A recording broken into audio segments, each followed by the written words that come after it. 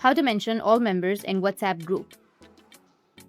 So if you want to mention all members in your WhatsApp group, then what you need to do is first, you just need to simply open up your WhatsApp application.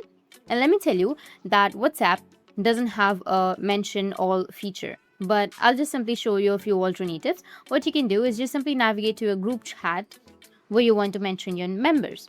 Following that, you need to tap on the message input field, which will be in the bottom of your screen.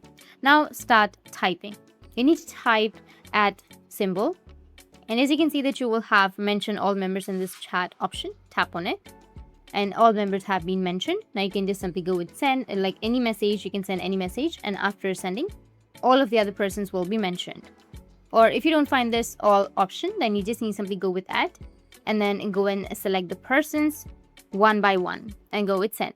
That's it. That's how you can mention all members in your WhatsApp group. And if you have any questions, feel free to comment below. Thanks for watching.